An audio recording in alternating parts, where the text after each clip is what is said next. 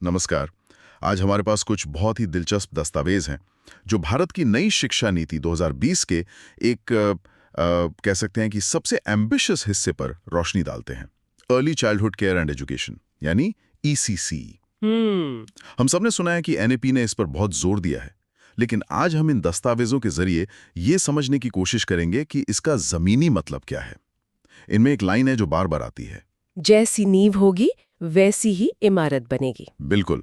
तो चलिए आज इसी नींव की गहराई में उतरते हैं। हाँ, और ये सिर्फ एक कहावत नहीं है, ये इन दस्तावेजों का मूल मंत्र है। ये स्रोत असल में शिक्षा को देखने के नजरिए में एक बहुत बड़े बदलाव का रोड मैप दिखाते हैं। सही बात है।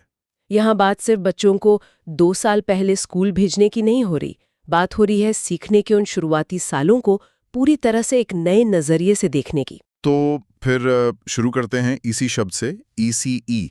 दस्तावेज इसे 0 से 8 साल के बच्चों की देखभाल और शिक्षा के तौर पर देखते हैं। लेकिन दिलचस्प बात यह है कि ये सिर्फ एबीसी या 1 2 3 सिखाना नहीं है। नहीं, बिल्कुल नहीं। इसमें देखभाल, पोषण, सुरक्षा, भावनात्मक जुड़ाव और सीखने का आनंद, मतलब सब कुछ शामिल है। हाँ, और यही इसका सबसे आकर्षक पहलू है, इसका समग्र दृष्टिकोण। ये दस्तावेज इस वैज्ञानिक तथ्यों पर आधारित है कि 8 साल की उम्र तक बच्चे के दिमाग का आप मानिए 85% से ज्यादा विकास हो चुका होता है। अच्छा। ये वो गोल्डन पीरियड है जहां सीखने की क्षमता अपने चरम पर होती है। इसलिए ईसीई को एक अकादमिक प्रोग्राम की तरह नहीं, बल्कि एक ऐसे पैकेज की तरह पेश किया गया है जहां बच्चे का हर तरह का विकास हो। और यहीं से एनईपी 2020 एक बहुत बड़ा कदम उठाता है। हाँ, बिल्कुल। लेकिन इन दस्तावेजों के मुताबिक एनईपी 2020 साफ कहती है कि नहीं, बच्चे की शिक्षा 3 साल की उम्र से ही शुरू होनी चाहिए। ये तो पूरी परिभाषा ही बदल देता है। ये पॉलिसी लेवल पर एक बहुत बड़ा गेम चेंजर है। दस्तावेज बताते हैं कि एनईपी ने 3 से 6 साल के बच्चों को पहली बार औपचारिक शिक्षा के दायरे में लाया है। पहली बार? हाँ, और इसका सबसे बड़ा और सीधा असर पड़ता है हमारे देश के आंगनबाड़ी केंद्रों पर। जो आंगनबाड़ी केंद्र अब तक मुख्य रूप से पोषण और स्वास्थ्य पर ध्यान देते थे, उन्हें अब प्री स्कूल एजुकेशन सेंटर का दर्जा दिया गया है। ये उनके काम के दायरे और उनकी जिम्मेदारी को कई गुना बढ़ा देता है। लेकिन ये सुनने में बहुत बड़ा बदलाव लगता है। मतलब लाखों आंगनबाड़ी कार्यकर्ता जो अब तक स्वास्थ्य और पोषण पर ध्यान दे रही थी, हाँ, उन्हें रातों रात शिक्षा विशेषज्ञ बनना होगा। क्या दस्तावेज इस चुनौती पर कोई रोशनी डालते हैं? ये एक बहुत जरूरी सवाल है। और हाँ, दस्तावेज इस बदलाव की गंभीरता को समझते हैं। वो ये नहीं कह रहे कि ये कल से हो जाएगा, लेकिन वो एक फ्रेमवर्क जरूर देते हैं। अच्छा। इसमें आंगनबाड़ी कार्यकर्ताओं के लिए विशेष ट्रेनिंग, एक नया पाठ्यक्रम और उन्हें सपोर्ट करने के लिए क्लस्टर रिसोर्स सेंटर बनाने की बात है। लेकिन चुनौती बहुत बड़ी है, इसमें कोई शक नहीं। चलिए अब उस चीज पर आते हैं जिसने मुझे सबसे ज्यादा चौंकाया। ये नया 5+3+3+4 का ढांचा, खासतौर पर वो पहला 5 जिसे फाउंडेशनल स्टेज कहा जा रहा है। बिल्कुल, और वो पहला 5 ही इस पूरी नीति की जान है। ये फाउंडेशनल स्टेज 3 से 8 साल की उम्र के बच्चों के लिए है। इसमें 3 साल प्री स्कूल के और फिर 2 साल क्लास 1 और 2 के शामिल है। ओके। इसका असर बहुत गहरा है। ईसीसीई को इस फाउंडेशनल ब्लॉक का हिस्सा बनाकर सरकार ने इसे आधिकारिक तौर पर स्कूली शिक्षा का एक अभिन्न अंग मान लिया है। ये अब कोई ऑप्शनल तैयारी नहीं है, बल्कि शिक्षा की सीढ़ी पर पहला सबसे जरूरी कदम है। तो इसका मतलब ये हुआ कि जो बच्चा 3 साल की उम्र में आंगनबाड़ी में कदम रख रहा है, वो असल में अपने 15 साल के स्कूली सफर का पहला दिन शुरू कर रहा है। बिल्कुल। और ये सीधे तौर पर नीति के सबसे बड़े लक्ष्य से जुड़ता है, जिसके बारे में इन दस्तावेजों में बहुत विस्तार से बात की गई है। फाउंडेशनल लिटरेसी एंड न्यूमरेसी यानी FLN। हाँ, FLN को एनईपी 2020 की सबसे बड़ी और सबसे जरूरी प्राथमिकता बताया गया है।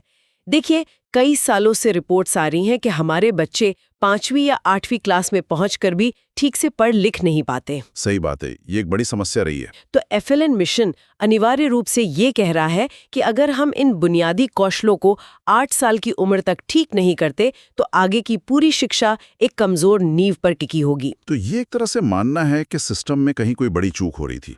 और दस्तावेज साफ कहते हैं कि FLN हासिल करने का सफर ECCE से ही शुरू होता है। लेकिन यहाँ सबसे बड़ा सवाल उठता है, ये सिखाया कैसे जाएगा? क्या ये वही किताबों और रट्टेबाजी वाला तरीका होगा? नहीं, और यहीं पे ये नीति सबसे ज्यादा क्रांतिकारी हो जाती है। दस्तावेज इस पर बिल्कुल स्पष्ट है। तरीका रटने वाली शिक्षा या किताबों का बोझ नहीं है। तो फिर क्या है? सब कुछ खेल खेल में, गतिविधियों और खोजबीन के जरिए सीखना है। जोर कहानियों, कविताओं, गीतों, कला, स्थानीय खिलौनों, डांस और ड्रामा के माध्यम से सीखने पर है। इन दस्तावेजों में एक वाक्य है जो इस पूरी सोच को समेट लेता है। बच्चा खुशी से सीखे, डर से नहीं। मुझे ये खेल खेल में सीखने वाला आइडिया बहुत पसंद आया, लेकिन इसका क्लासरूम में असल मतलब क्या है? क्या दस्तावेज इसका कोई उदाहरण देते हैं? क्योंकि ये सुनने में थोड़ा अस्पष्ट लगता है। बिल्कुल, दस्तावेज सिर्फ आइडिया नहीं देते, एक तस्वीर भी पेश करते हैं। आप कल्पना कीजिए एक ऐसी क्लासरूम की जहां बच्चे डेस्क पर चुपचाप नहीं बैठे हैं। कुछ बच्चे मिट्टी के कोने में अलग-अलग आकार बना रहे हैं, जिससे उनकी मोटर स्किल्स विकसित हो रही हैं। कुछ बच्चे पत्तियों और पत्थरों को इकट्ठा करके उन्हें गिन रहे हैं, जिससे वे गिनती सीख रहे हैं। ओके। जगह बच्चों के साथ बैठकर एक कहानी सुना रही है और फिर बच्चे उसी कहानी पर एक नाटक कर रहे हैं।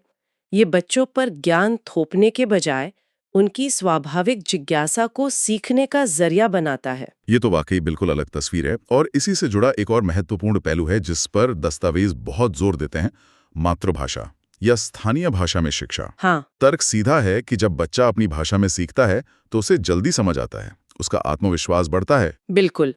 ये प्रारंभिक शिक्षा का एक स्थापित सिद्धांत है जिसे अब राष्ट्रीय नीति के केंद्र में लाया गया है। लेकिन दस्तावेज सिर्फ भाषा तक ही सीमित नहीं रहते।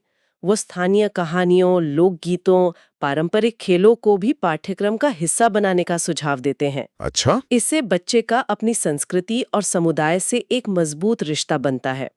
शिक्षा कुछ बाहरी चीज नहीं लगती, बल्कि अपने ही जीवन का एक हिस्सा महसूस होती है। ये सुनने में तो बहुत अच्छा लगता है, लेकिन अक्सर ऐसी बड़ी योजनाओं में व्यावहारिक दिक्कतें आती हैं।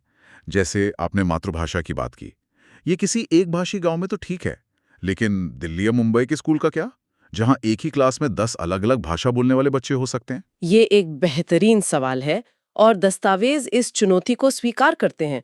वो कोई एक सबके लिए एक ही समाधान नहीं देते, वे लचीलेपन का सुझाव देते हैं। उनका कहना है कि जहां तक संभव हो, माध्यम मातृभाषा हो। लेकिन ऐसे बहुभाषी माहौल में शिक्षकों को ब्रिज लैंग्वेज के तौर पर काम करने के लिए कहा जाता है, जहां वे बच्चों की घरेलू भाषाओं के शब्दों का इस्तेमाल करते हुए धीरे धीरे उन्हें स्कूल की मुख्य भाषा से परिचित कराएं। मतलब भाषा एक बाधा ना बने। बिल्कुल। इसमें चित्रों, हाव भाव और गतिविधियों का बहुत ज्यादा इस्तेमाल करने पर जोर है। लेकिन हाँ, ये शिक्षकों के लिए एक बहुत बड़ी चुनौती होगी। तो इन सब का जमीनी स्तर पर काम करने वाले लोगों, यानी आंगनबाड़ी कार्यकर्ताओं और ईसीईसी शिक्षकों के लिए क्या मतलब है? ऐसा लगता है कि उनकी भूमिका में एक बहुत बड़ा बदलाव आ रहा है। बिल्कुल। दस्तावेज साफ करते हैं कि वे अब केवल देखभाल करने वाले नहीं हैं, उन्हें शिक्षक और मार्गदर्शक या फैसिलिटेटर के रूप में देखा जा रहा है। अच्छा। उनके काम का दायरा बहुत बढ़ गया है। अब इसमें एक सुरक्षित और प्रेरक सीखने का माहौल बनाना, बच्चों को सवाल पूछने का मौका देना, उनकी जिज्ञासा को बढ़ावा देना और हर बच्चे को ये महसूस कराना कि वो महत्वपूर्ण है। ये सब शामिल है। तो ये एक निगरानी वाली भूमिका से एक ज्यादा सक्रिय और रचनात्मक भूमिका में बदलाव है। हाँ, एक बहुत बड़ा बदलाव है। अंत में दस्तावेज इस पूरी पहल के दूरगामी लाभों की एक सूची देते हैं। बच्चों के लिए एक मजबूत नींव, स्कूलों से ड्रॉप आउट दर में कमी और सबसे जरूरी, सीखने को एक आनंददायक अनुभव बनाना। और इसे सिर्फ एक शैक्षिक लाभ के रूप में नहीं, बल्कि एक राष्ट्रीय लाभ के रूप में प्रस्तुत किया गया है। स्रोत में एक बहुत शक्तिशाली बात कही गई है, ईसीसीई केवल बच्चों का नहीं, देश के भविष्य का विषय है। ये एक बच्चे के व्यक्तिगत विकास को सीधे राष्ट्र की प्रगति से जोड़ता है।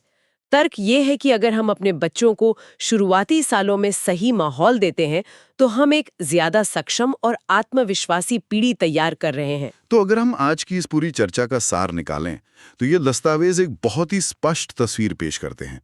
ईसीसीई एक मजबूत नींव है, एनईपी 2020 उस इमारत का नया नक्शा देती है, और जमीन पर मौजूद शिक्षक और आंगनबाड़ी कार्यकर्ता वो बदलाव के सूत्रधार है जो इस नक्शे को हकीकत में बदलेंगे। हाँ, ये वाकई एक बच्चे की शैक्षिक यात्रा की शुरुआत को पूरी तरह से नया आकार देने की एक शक्तिशाली और महत्वाकांक्षी योजना है। वास्तव में पूरा ढांचा इसी एक विचार पर बनाया गया है कि अगर पहले 5-6 सालों को देखभाल, रचनात्मकता और आनंद के साथ संभाल लिया जाए, तो इसका फायदा बच्चे को जीवन भर मिलता रहेगा।